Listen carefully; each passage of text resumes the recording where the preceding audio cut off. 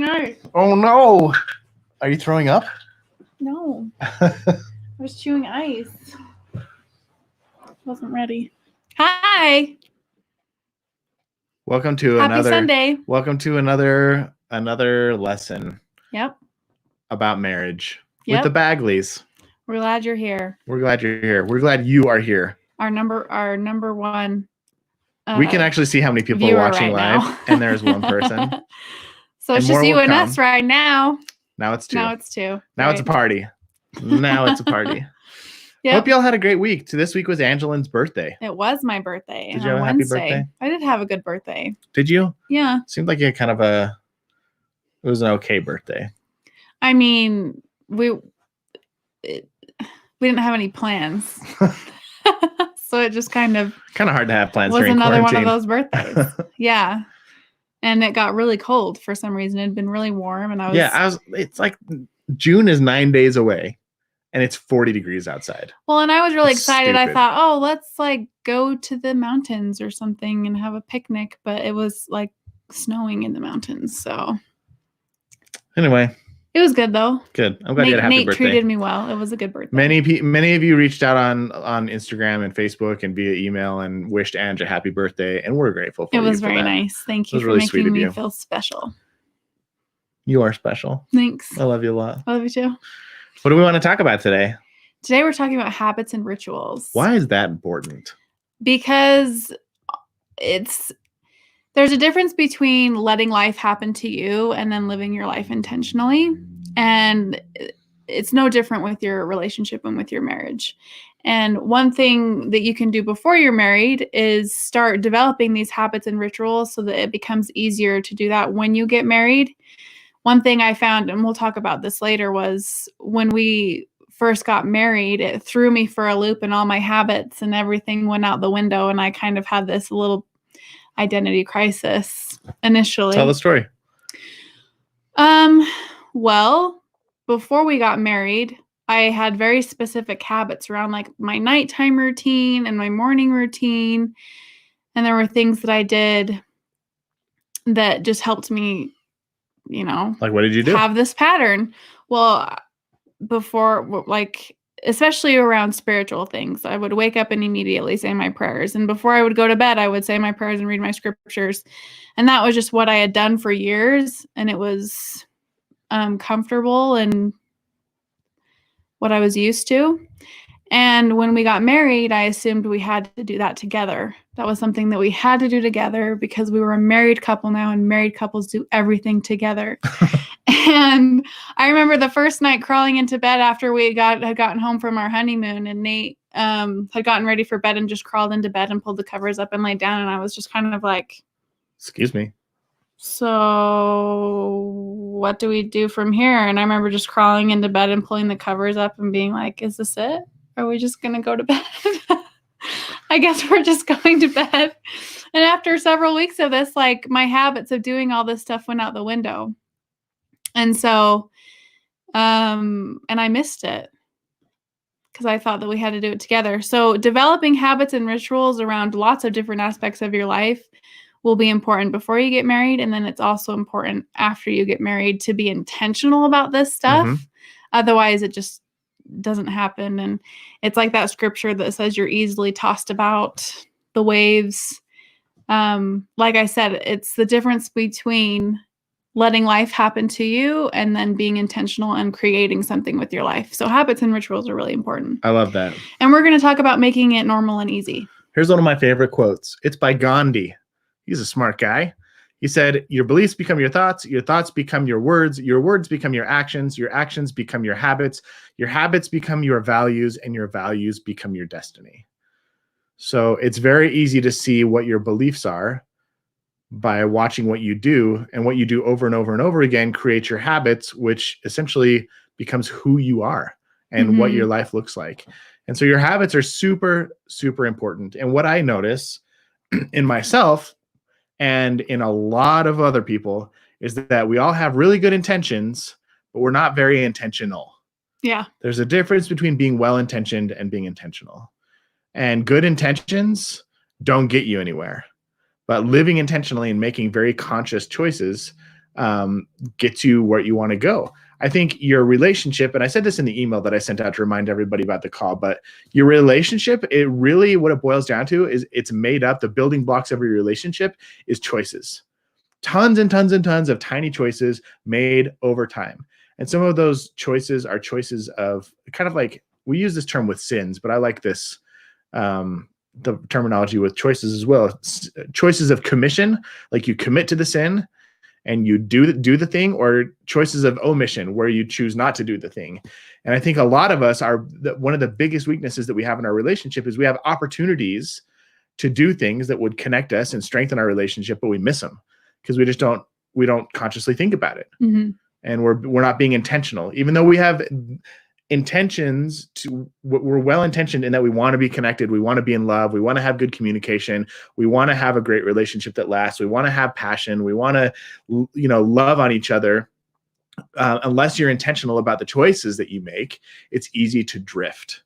It's easy to drift apart. So, because again, good intentions are great. Like I woke up a day this week with every intention of doing the laundry. But if I didn't create a schedule that included doing the laundry, and it never got done. So I had really good intentions, but didn't do it. So do you want to start by talking about individual habits and couples habits? So we touched on this a little bit in the beginning when I talked about how kind of when we got married. You keep talking about this. I'm going to go get my scorecard. Your scorecard? Mm-hmm. Oh, okay. So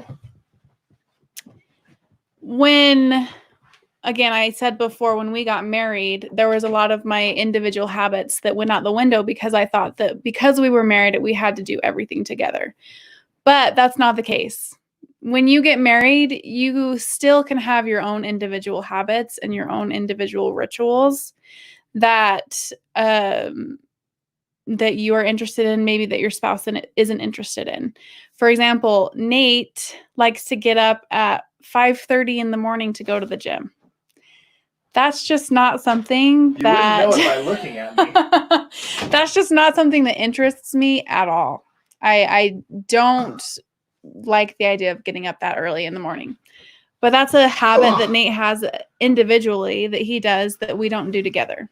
And that's totally fine. It doesn't mean that we don't have a good relationship if we do things separately. It does, though. It does mean that we have to do everything together. Mm-hmm. That's a good example. Yeah. Yeah. So one thing I noticed when we first got married was how much I thought that we needed to spend time together. And I was talking to my sister about this too, how when she first got married, her husband would go and he would play his guitar in a separate room for like an hour. And she'd feel so bad because she was like, he doesn't want to spend time with me. Why is he not spending time with me? And she had to learn that it's okay to do things separately. Mm-hmm. It's important. It's very important. It's important to do things separately. It's important to have your own identity outside of being just a couple. Right. Otherwise you lose yourself. And the whole reason that you fell in love with each other is because you both were awesome individually. And you come together and you make a third entity, which is an awesome couple. But if you give up on yourselves, then that couple suffers. The partnership suffers. So again, this is something you can start doing before you're married. Yep. Just start getting really intentional about your habits and recognize that you can continue those habits in your marriage. You don't have to let those go. I know one of the things I really struggled with when I was dating is like telling a girlfriend I need a night off, whether it was to do homework or hang out with my buddies. And I had friends and family members on multiple occasions say that when I started to date somebody, I ceased to exist. Mm-hmm. My life would become consumed with this other person. Now it's great when you're falling in love to spend a lot of time with somebody, but it's also not great to do it at the expense of all of the other people in your life who are important to you. And so like learning to cultivate those relationships. I know one of the things that we do right now, like during quarantine, I have had like a bi-weekly Dungeons and Dragons group with a couple of my buddies. And we get together and we take an evening from like 8 p.m. until 11 and we play for 3 hours and goof off and make jokes and tell stories and catch up with each other. And it's super fun. And Angilyn is not a part of that. But you also have gone out on several occasions and done like your social distancing girls' nights where we go with our cars and we park in a church parking lot. And they make a big circle with their cars. With our and camping chairs. And we all distance ourselves, but there's something different about seeing each other over social media or over Zoom and actually doing it in person. Mm-hmm. So that's something that I do, that I just let Nate know beforehand. Hey, girls' night this night. And then there are things that I do as an individual that contribute to the relationship, that are habits that are mine to be in charge of, and vice versa. And one of the things that I realized just this year is how we'll talk about our companionship inventory, or our marriage meeting that we try to have every week. And this is where this came from. But I realized every week we were having conversations about the quality of our marriage and the status and how I was doing as a husband. But and I would ask Angilyn, like, what's something that I could do next week to be a better husband for you? And I would hear her and I'd be like, all right, got it. I need to focus on giving Angilyn the benefit of the doubt this week. And then by the time Tuesday rolled around, I'd be like, wait, what was I supposed to focus on again? And so I had these really good intentions of like staying connected with my wife, but I was forgetting and I wasn't focusing on the things that would really make a difference for her. Mm-hmm. And so one of the things I did to take some responsibility for my personal contribution and to make sure that I was creating the right habits for myself is I made myself a husband scorecard. And I have over here all the days of the week. And then I have over here the things that I do to take care of myself and to contribute to my wife. I hope you can hear me because I'm talking into the side of this thing. So you can see on here. Here, I'll hold it for you and you can talk. So you can see on here I have like daily goals and weekly goals. So like the thing that I've been focusing on the last couple of weeks is giving Angilyn the benefit of the doubt and not getting butthurt or taking offense without stopping to think first, like, is she trying to be a jerk or is she just like in a bad mood? And if she's in a bad mood, maybe she's struggling with something and maybe it's just not that she's out to get me. And that helps make a difference. I've really enjoyed that. You've appreciated it? Uh-huh. And then I have like work out every day, meditate every day, give Angilyn a 6-second passionate kiss, help clean the house, like find a job that Angilyn hates and just do it without her asking me to. Do more. This says initiate. I thought it said inflate. Initiate physical affection, magic ratio. That's like, am I having a 20-to-1 positive to negative interactions with my wife? I think we talked about that in one of our episodes, right? I think so. One of our lessons. Gratitude and appreciation. Like, am I expressing lots of gratitude? I rate myself on a scale from 1 to 10. And then love maps. Like, am I asking my wife questions? It's about building that friendship that we talked about in like our second lesson that we did together. If you want to go check that out, you should definitely watch it. And I rate myself day over day throughout the week. Did I do it or did I not do it? And if I did, in some of these, I rate like how I did on a scale from 1 to 10 that day. And my goal at the end of the week is to look back and see like, okay, this isn't a thing to judge myself and tell myself I'm a bad husband, but this is a way to keep track of, am I doing the little teeny tiny things on a regular basis that are helping me to be a good husband, that are helping me to show up and show my wife that I love her and to contribute positively to the relationship? Because a lot of these things are things that I thought I was doing regularly. And then when I started tracking them, I was like, oh, I'm not doing these as often as I thought I would. And when I get really good at tracking these things, and I'm not perfect at it, like there's been a couple of weeks where I've kind of like slumped off, or a couple of days where I've missed. But if I really like stick to tracking my efforts and really focusing on the things that I individually can contribute to the marriage, amazing things start to happen. My wife is so much happier and I feel so much better as a husband, like I'm actually contributing. It's kind of a cool thing. Now, the interesting thing about this is this would be considered an individual goal for Nate. Yep. Because this visual board that he's made for himself is something that really resonates with him and something that really helps him stick to his goals and habits. Whereas for me, if I were to create something like that for myself, I would use it as an excuse to judge myself. Which we're working on. Right, which I am working on. But I have this inner critic in my head that is sometimes not very nice to myself. And so for me, I have to find different ways to do that, to create those habits and goals for me personally, like writing it down in a journal that only I can look at and read instead of having it posted for the world to see. So that's what I like about this, is that we each have our own individual habits that collectively help the marriage be better based on our own individual personalities, because we're two different people and two different ways of looking at life. Right. So, But we also do things together, right? yep. So let's talk about couple habits. Yeah. Like we pray together pretty often. Mm-hmm. That's a habit that we have. Every time we pray over dinner, we give each other a kiss after. That is true. That has become a ritual for us. That is a ritual. Another thing that we do often is we will blitz clean the house together. Mm-hmm. And one of the things that I want to talk about, and this falls into that category, habits that make boring things fun. And this is we're gonna maybe jump around a little bit during this lesson, but like one of the things that we realized is doing the dishes sucks. It's just not fun. But when you have an amazing playlist and you can dance around in the kitchen while you do dishes and you do it together, how does that make dishes feel? It's more fun and it goes by faster. Yeah. So part of being intentional with your habits is thinking about things that you don't enjoy doing, things that are kind of a drag, things that that you do over and over again that might even make you feel resentful. And how can you do those things in a way or create a context, create an environment where those things become more enjoyable, like playing an epic playlist or watching your favorite comedy special while you fold laundry. So you're like entertained and laughing, or calling and talking to a friend while you go for your morning walk. Like maybe exercise isn't your thing, but it's a lot more fun if you're doing it with a social group with somebody that you love. So think about the things that you don't enjoy doing so much and how can you spice them up? Like I know one of my favorite couples that I interviewed for my podcast, Josh and Jenny Solar, they would eat dinner and then they would do the dishes. And while they were doing the dishes, they'd send the kids off to do homework. And when they finished doing dishes, they had a romantic playlist and they would slow dance in the kitchen together every night. That's cute. Isn't I that like cool? that. Yeah. It's like such a cool idea. Yeah. Some people go for a walk every night together and they hold hands and talk about their day. And it's like a really cool way to decompress. So anyway, just think about the habits that you want to cultivate as a couple, things that you want to do to enrich your life. Let's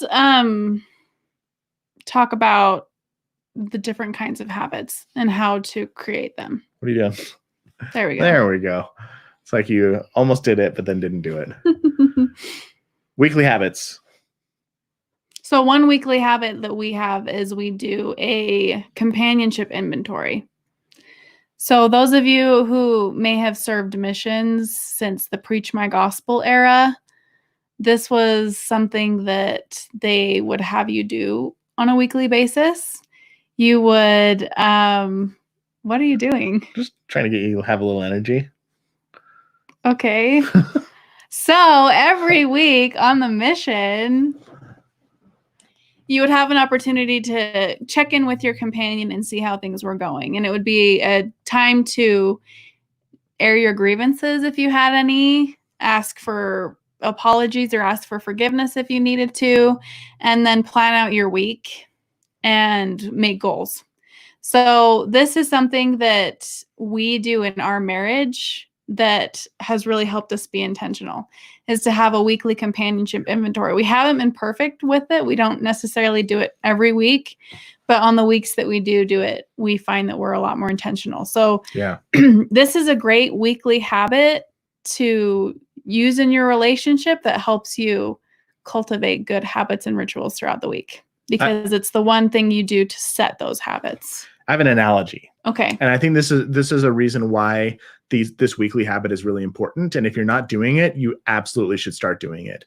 So, even as an individual, this is a really great thing to do. Absolutely. So I remember going up to a scout camp, and we did a orienteering merit badge. It's basically like how do you navigate using a map and a compass.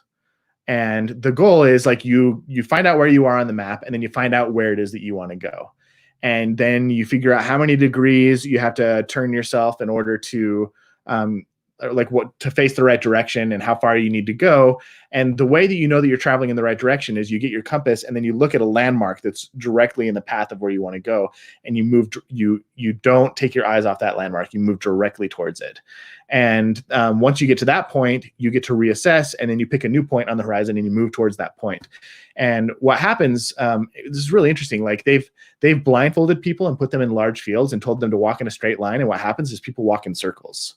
Oh, fascinating. Like naturally we get off track, we get deviate a little bit, and it's really interesting what humans do, but we have a really hard time walking in a straight line unless we have a point of focus. Mm-hmm. And there's a lot of people in their marriage who have an idea of where they want to go. Like, I want a celestial marriage. I want to go to the celestial kingdom. I want to have great communication. I don't want to argue. I want to have passion. I don't want to be disconnected. I don't want to like repeat the same mistakes as my parents. And they start out their marriage with that focus, but as the weeks go by, they don't reorient themselves on their goal. And what happens is they lose focus, they wander off, they get distracted, and they start walking in circles, and they get stuck in these patterns and these loops of poor communication and misunderstanding and frustration, and bad things happen. And so in order to navigate properly, whether it's through the ocean or through the mountains or whatever, you have to have a fixed point that you're moving towards. And once you reach that fixed point, you need to pick another one. And that's what these marriage meetings represent. Is every week you sit down and you say, how did we do last week? Are we on track? Do we need to make adjustments to continue down the path that we're going? And if you don't have those check-ins on a semi-regular basis, you start to wander. Mm-hmm. And you wake up one morning and you go, our marriage is not the marriage that I want. And that's a crappy feeling. Right. So these weekly habits, these weekly check-ins are not just like, well, it's just a formality or some ticky-tack nerdy thing to do because we're weirdly obsessed with marriage. I don't know. It's more like, are we staying focused on creating the type of relationship that we want? And people who live intentionally get results, and people who don't, they kind of become victims of circumstance. And this companionship inventory Should we just do ours right now? Maybe let's just like a summarized version, do a small version, because we haven't done ours today yet. We typically do it on Sunday. But this can look different for everybody. Every couple, you tailor this inventory to your own specific needs as a couple. And it's taken a lot of experimenting to get to where ours is at now. Yeah. And if you're watching live and you want to see us do our inventory, just like because I don't want to bore you guys with it if you don't want us to see us do it. But if you're interested, leave a comment and we'll do it. We'll kind of do an abbreviated version. But sorry, I didn't mean to cut you off. No, that's okay. If you've heard of Satema Gali, he was a Super Bowl champion and then kind of lost everything and rebuilt his life from the ground up, and is now a motivational speaker and life coach and helps people live this intentional life that we're talking about. We've interviewed him on the podcast. We have interviewed him on the podcast, and he talked about the questions that they ask in their companionship inventory, and we loved it so much that we decided to do it in ours. And so, okay, great. People want to see it. We'll do it. Awesome. So we ask ourselves 4 questions. And the 4 questions we ask ourselves is... Do you want me to type these out? Sure. Go ahead. Say the first one. How did we do last week? Like, how did last week go, essentially? And the second question... Let's just start with that one, and then let's go through it because people wanted to see it. Okay, perfect. So how did last week go? What went well last week? What went well last week? I feel like you did a really great job. I had kind of a rough week in as far as we'll go into details in a later episode, but as far as my like mental health goes, I was very hormonal and had a lot of just personal things going on. And one thing that you did really great that we talked about was you held space for me to kind of feel all the feels. In the past, when I've had situations where I've been feeling depressed or feeling blue or feeling anxious, you've kind of taken that on and also felt anxious or thought it was something wrong with you. And then it turned into this negative spiral. But you specifically told me, hey, I can tell you're having a hard day. I just want you to know if you need anything, I trust you to come to me and ask me. And otherwise, I trust that you're going to take care of it and you're going to be okay. Thanks, honey. And that meant a lot to me because it allowed me to process what I was going through without feeling like I was affecting you negatively. So I think that's something that went really well this week was just the way that you showed up for me. Cool. When I wasn't feeling 100% myself. Anything else that went well? I also feel like you you did really well in regards to your habits. You said that you really wanted to get up and exercise, and I feel like you did that a lot this week. So I think that went really well as well. Thanks. What do you think? What went well this week for you? One of the things that for me, or for just in general? Just in general. One of the things I really appreciated is that you, permission's the wrong word, but you supported me in having guy time with our D&D party. Mm-hmm. And I didn't feel guilty about taking some time to recharge and connect with my buddies. That meant a lot to me. Good. I'm also really proud of the way that you took ownership of your emotions this week. I know you were going through some stuff, and I noticed that when I was worried about you spiraling, you were able to catch yourself before you went to a death spiral of like horribilizing. Which I've done in the past. Everybody does it though. Right. But I just noticed that you're like getting really good at self-reflecting and taking ownership of those emotions. And I feel like I don't feel as much pressure to swoop in and save you. I have a lot of confidence that you're just going to be okay if I give you some space to take care of yourself. Thanks, honey. So this week may not have been like ideal as far as like everything feels great and wonderful, but it was ideal in that you just demonstrated how capable you are of dealing with big emotions when they come up, and that I feel much less pressure to have to come like swoop in and save you. Thanks, honey. Yeah. Also, you treated me really well on my birthday, and you got me a really beautiful necklace that I've been wanting for a while, and got me flowers and did all these things, even though I wasn't feeling quite myself, and you kept asking what you could do to help me feel special, and I just didn't really have an answer. Mm-hmm. You took charge and just did things to make me feel good. So thanks. That's question number 1. Question number 2 is, what would we like more of next week? What could have gone better? There's how you ask this question is important. If you focus on past stuff, it's like what sucked last week. It can get really easy to turn into criticism and defensiveness, which are two of the 4 horsemen of the apocalypse that we talked about in our last lesson.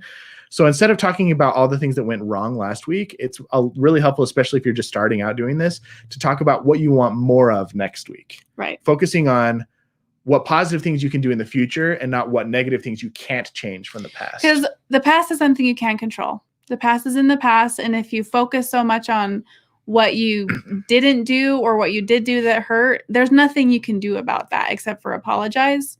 So this is a time where you can air those grievances and you can talk about those things that hurt, but framing it in a way of setting them up for success in the future. So we'll go through this. We'll talk about it to show what that looks like in a more positive frame. So what do you want to see more of next week? I noticed this week that I spent a lot of time on social media, and that contributed a lot to my emotional state. And so I think one thing that I would like to see more of in this coming week is less screen time. Cool. Less screen time, and I'm probably going to take a break from social media. Okay, I'm going to make a commitment to you. Okay. I will support you in that, and if I see you on your screen, I'm not going to judge you for it. Thank you. I want you to feel like you can make your choices yourself, and I'm not going to be the social media police. Mm-hmm. So I just want you to know that even if you look at social media next week, I'm not judging you. Thank you. Because I know I don't want to contribute to that inner critic.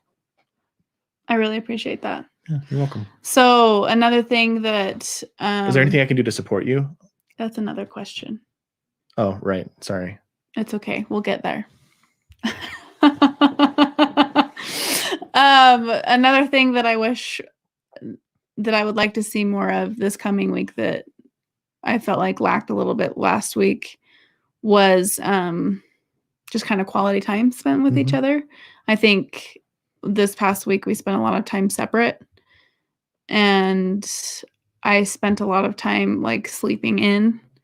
And so this coming week, I'd like to be more intentional with the time that I wake up and the routine that I do, and would love to schedule some time where we do stuff together. That's awesome. How about you? Is there anything that you'd like to see from me next week? That would be helpful. Just making when we do schedule those things that we're going to do together, just to make it a priority, I think would be really great. Cool. And you touched on it as far as supporting me in regards of me not wanting to be on social media a lot. I will respond better to you noticing me not on social media and saying, hey, great job, I see you're not on social media, versus if I am on my phone and calling me out for it. So cool. How about you? What do you want to see more of next week? I did a lot better this week with my exercise routine, like you said, but I really want to get more consistent with my wake up time, which means I need to be more consistent with my go to bed time. Mm-hmm. Like I want to make sure that at 6 o'clock every morning, I'm up, not touching my phone, in my gym clothes, walking out the door, and not like getting distracted. Because a lot of the workouts that I did this week happened at like 7 or 8, based off of my schedule. And so I just think help me be a little bit more, having a consistency with that will be help me get back to normal. One thing that I would really appreciate this next week is, I know this week, because there's a lot of like emotions and figuring stuff out for you. There's just a lot going on. And so like household stuff kind of took a back seat. Mm-hmm. I would love to see a little bit. I think the right request for me to make right here is just a little bit more transparency and communication, where if you feel like you're still in a place where you need to take time to recover and like process stuff, if you could let me know, like, Nate, I need you to kind of help me with a little bit more with laundry, or maybe, you can take charge of just like planning and cooking dinner this week. Because when I feel like our roles and responsibilities change, but we don't talk about it, it makes me a little bit more resentful. Okay. And I don't want to slip into that. Great. So if you don't feel like you can kind of step up into the agreements that we've created and kind of had with how our household works, because you're just dealing with some stuff, I would just love a little bit of communication about what I need to pick up so that we're not dropping balls. I can do that. Cool. Great. Next question. What's next question? I'm drawing a blank. Is it, how can I be a better husband/wife? Sure. Next week. How can I be a better husband/wife? Is it on a scale from 1 to 10? Yes. And this might not work for everybody, this question, and you can tailor it to your own specific desires. But we ask each other on a scale of 1 to 10, how was I a husband or wife last week? How was I as a husband or wife? I would give you a solid 8. Oh, last week. Great. Again, because of everything you did as far as holding space for me and things like that. There were some instances, like there was a time when you left the house to go for a walk. Oh, you but called me I a bunch didn't of know. times I didn't know where you were, and Yeah. you didn't tell me where you were or where you were going, and you were answering your phone and you were answering your text, and it made me really worried. I'm sorry. I should have let you know. That's okay. I think that that's something I would help me more in the future, is if you are leaving or you are going somewhere, to just let me know where you are, just so I don't worry. So, how about me on a scale of 1 to 10? Hang on, I'm blocking somebody. Okay, that was fun. Can we just delete those comments? Yep. What's the question? We're a little distracted. On a scale from 1 to 10, how were you as a wife last week?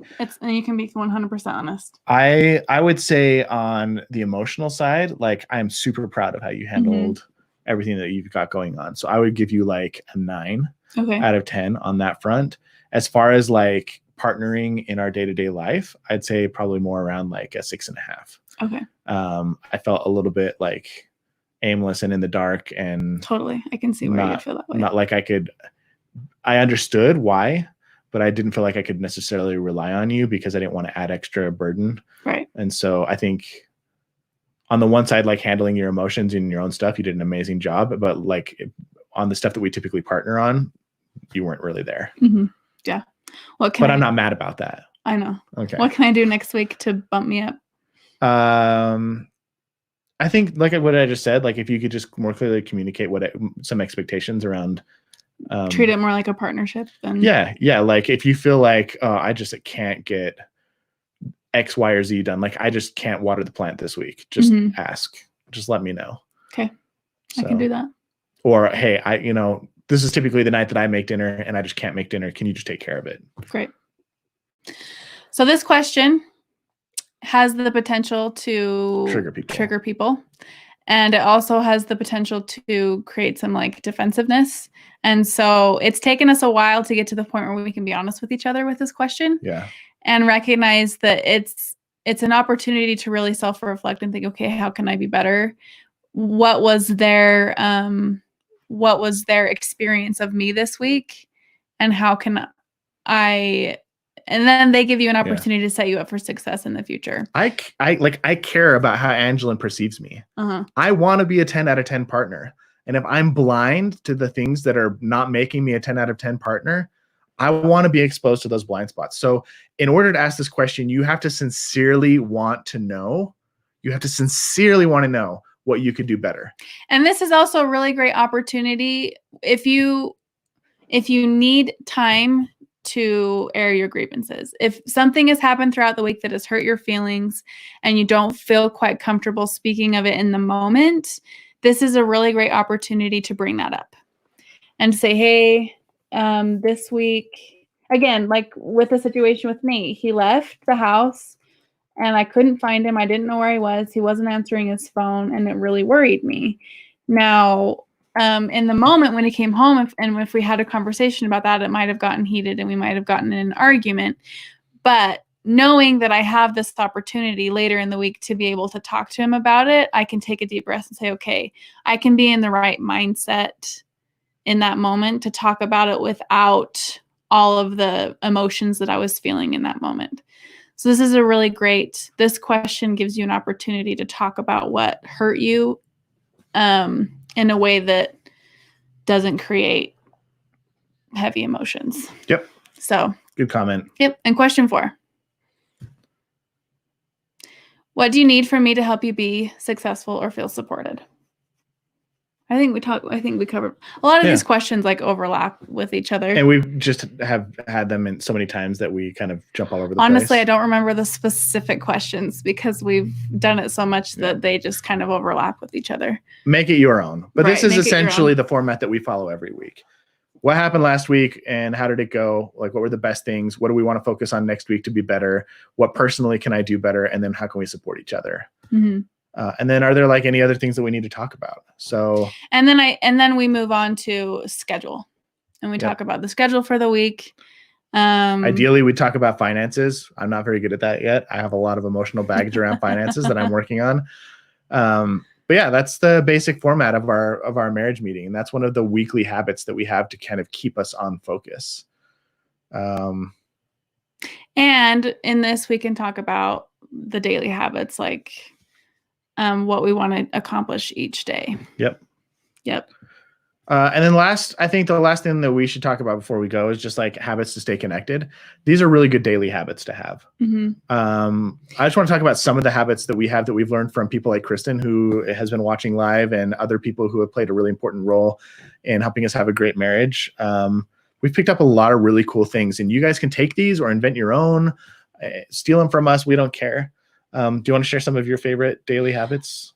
Well, not just daily habits, but making sure that we schedule date night is really important. Making sure that we have a night. It's a good weekly And I habit. think this will get harder once we bring kids into the family, but to make it a priority to have a date night where we focus on us, get a babysitter, and spend less than 30% of the time talking about our kids and more than 70% of the time talking about our relationship. So that's one thing that's important.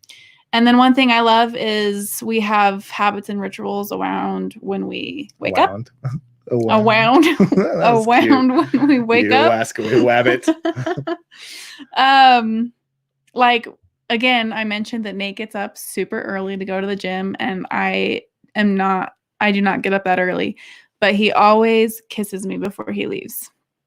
He'll always, even if it's dark in the room, he'll just come and he'll give me a kiss on the cheek, and that kind of lets me know that he's leaving. And I love that you do that. Oh, thanks. When he's missed it, sometimes I'll call him. I'll be like, come back and give me my kiss. Another thing I do in the morning when I leave is I open up the blinds, because Angilyn recently asked me to do that to help her get out of bed in the morning. Yes. With the sun up. I think a great habit that we have is pretty regularly we text each other, what can I do today to make you feel loved? Mm-hmm. That's a great way for us to show kind of some love and affection for each other. And then when we come home after we've been apart, we do what's called the golden retriever. We need to do better at that. We should commit to that. We do the golden retriever. What's the word that I'm thinking of that just left my brain? Greeting. The golden retriever greeting. Tell everybody how that works. So normally when you walk in and you have a dog and they haven't seen you all day, the dog just goes berserk and crazy and excited and super happy to see you. And sometimes, like when I come home from work after a long day and Nate's sitting on the couch and just kind of like, hey, hen, welcome home. Or right now I have to like strip in the garage and hurry and run to the shower, so we don't really connect until after. But what we try and do is when either of us comes home, we try and just get super excited, like, look who's home, so excited to see you, give you a hug. Not like you have to kiss, be crazy like a golden retriever, but the idea is that when they come home, we're excited. Yeah. And we demonstrate how excited we are. Little thing that makes a huge difference, knowing that you're always going to come home to somebody who's excited to see you. Mm-hmm. We heard someone who who was it who told us that whenever they come home, they have a little mini dance party with their kids. Laura told us it was one of her friends. Oh, okay. I just thought that was the daddy's really home cute. Dance. The daddy's home dance. So originally when this couple got married, he would come home and his wife would do the daddy's home, daddy's home. And it was this kind of like sexy, fun, playful dance. And now that they have kids, it's daddy's home, daddy's home, daddy's home, daddy's home. And they just like build up energy and do their little dance party. And it's like a fun way to greet dad when he gets home. I know one guy who, when he gets home from work every night, he leaves his phone in his car, and before he comes inside the house, he has 2 daughters and a wife. He sits in his car and he meditates for 5 to 10 minutes just to kind of like let go of all of the stress and pressure from work so he can show up and be present with his family. Mm-hmm. A great habit. I do that every now and then. I'll pull into the garage and just sit into the garage for 10 or 15 minutes and just decompress for my day so I can be present when I come in. Nightly gratitudes. Like we oftentimes will lay in bed as we're getting ready to go to sleep and ask each other the question, what's your favorite thing about me today? Or what are you most grateful for right now in life or about me? And we set each other up to what are the 3 things you love most about me today? Yeah. Yeah. And that's like a really sweet little thing. They seem cheesy, but they really do. They're connecting. A while back, Angilyn wrote 10 love notes and hid them all over. That was fun. Oh man, I loved discovering those little love notes. And that's like one of those, writing your partner a little love note and hiding it for them. Such a meaningful little habit that you can develop. I know some people who have like boxes and boxes or journals full of love notes for their partner, and how sweet and beautiful of a gesture that is. And it's just a matter of like thinking, okay, here's an example of an unconscious habit that you could turn into something that's more conscious. So I'm going to be a little crass. Sorry. What does that mean? Crass? No, keep going. Just by raise of hands for everybody in the chat and everybody present, how many of you can only poop if you have your phone with you? How many of you have had to, I'll put it this way. How many of you have had to go to the bathroom and you're running to the bathroom and then you turn around and grab your phone and then you run to the bathroom? Have you ever done that? I've done that before. Yeah, we've all done that. And then what do you do when you're in the bathroom? You scroll. So what would happen if before you let yourself scroll when you went to the bathroom, since you can't go to the bathroom without your phone, you wrote your partner a little love note and just texted it to him before you opened up Instagram or Facebook or Reddit or whatever, YouTube? Like, just do that one little thing. And it takes something that is a habit that you already have, and it turns it into something that's kind of unconscious and maybe not contributing positively to your relationship, and turns it into something conscious and that does contribute positively to your relationship. Great. What do you think about that? I think that's hilarious. What if every time you brush your teeth, you pull out a little magic marker that's erasable and write a little "I love my husband" or "I love my wife because" note right there on the thing. And it's just something that is, as you're going to brush your teeth anyway, it takes an extra 10 seconds.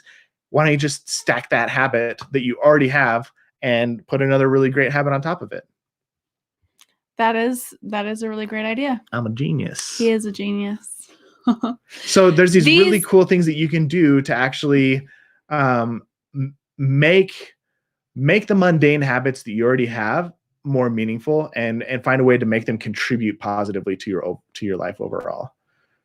Kristen says, Jake and I have a ritual where if one goes to bed first, we pull the covers down and send a message of "I'm excited and welcoming you." That's great. I should do better at that because I'm typically the first person in bed, like on average, I would say. And I am resentful of how he is very I'm like, resentful. "Angilyn, come to bed." It takes you so long to get ready for bed. But that's cute. I like that. I'm going to adopt this, Kristen, and be excited for Ange to get into bed. I'd like that. Morning cuddles. Yes, morning cuddles. Like wake up an extra 5 minutes early and just have morning cuddles. Such a great way to start the day. Anyway. So make this your own. It's going to be different for every marriage. It's going to be different for every relationship. It's going to be different for every personality. Find what your partner just absolutely loves and try and incorporate a habit around that. And yeah. And just remember that like you are going to have habits whether you're conscious about them or unconscious about them. Like the way that you put your clothes on every day. Like try if you put your left shoe on first and then your right shoe, try tomorrow morning, put your right shoe on first and then your left shoe. It'll feel weird. If you're the type of person who showers yourself and you start with your hair and then you wash down, you use soap on your body and then you rinse everything off, try doing it backwards. Start by soaping your body and then wash your hair and feel how weird it feels. Like you are a creature of habit. You've developed habits and routines and rituals in your life. And the great thing about religion and our church is there's a lot of really great rituals built into our religion. You know, we help us be intentional. We have sacrament meeting every week. We have, you get baptized, you go through a young men's and young women's programs, and there's a lot of structure. There's a lot of structure, and there's programs and things that you achieve as you like level up and become young men or young women. There's rituals around temple attendance. There's rituals around marriage and the covenants that we make. And we're encouraged to go back and renew our covenants and re-participate in those rituals. And it's to help us stay focused. Like in huge part, the reason that those rituals exist is to help us stay focused on our goal. And the reason that you develop rituals and habits in your relationship is so you can stay focused on your goal. And if you're not cultivating habits that are helping you stay focused on your goal, then that means that the habits that you are cultivating are not conscious. They're passive. You're not being intentional. So you're going to do habits no matter what. So might as well be intentional about them to create what you want to create. Like Nate was saying, you have your eye on what you want. You have an ideal that you're striving towards, and then you create habits that make that easy and normal. Yep. And easy to achieve. That's a good way to leave things off today. Yeah. Thanks everybody for tuning in. Do you have anything else you want to add? No. Feel good? Yeah. Cool. Any questions? We will hang around for a few minutes to answer questions if you have them, just like normal. And if not, thanks for tuning in. Like we didn't really know what to talk about this week. And then this topic just kind of came up for us. And it's one of those things that I think is really important. And it's really, a lot of people don't consciously think about this stuff. And I hope that maybe talking about it today and showing you some of the things that we do will give you some ideas of how to kind of bump up your quality of your relationship, whether you have one now or you're going to have one in the future. Right. Thanks for hanging out with us. Thanks for tuning in, Kristen. We love you, Kristen. We love you. If you guys aren't following Kristen on Instagram, you should be. Definitely. Yeah. Kristen B. Hodson. She's got an awesome Instagram account. She's a sex therapist and has just some amazing, amazing information about how to talk to your kids about sex and how to navigate things inside your own marriage. Just really, really cool person. We have her on the podcast frequently. We do. She's awesome. Anybody have any questions? I don't see any coming in. We're watching our viewers drop as people are logging off. If nobody has a question, we'll hang around for like another I don't know, 30 seconds to a minute. If anyone has any like topics that they'd like us to talk about in the coming weeks as well, let us pop know. those in the comments. Are you hungry? I'm hungry. I am hungry. I want to eat some food. Yeah. Now we have more people joining at the very end. Oh, that's funny. That's funny. As we're leaving. All right. I don't Thanks see for any tuning in, questions everybody. coming in. Hey, you're welcome, Melissa. Thanks for tuning in again. Yes. We love having you. Thanks for coming every week. If you all want to make sure you don't, we're going to start getting into a little bit more sticky topics over the next couple of weeks. I think we're going to venture into talking about some of the conversations around that we would recommend you have around sex, managing your inner critic. We're going to talk a little bit about shame. These are important conversations that we don't have in Sunday school. And now that we've kind of gone over a lot of the basics, we're going to dive more into this stuff. So make sure that you like the Facebook page if that's what you're streaming on, or subscribe to the YouTube channel, which is where we're streaming there, and so that you're notified of when we go live again. Typically it's Sundays at 1, and we always love it when you share it with your friends. So all right. Thanks, guys. Bye, guys. Take it easy.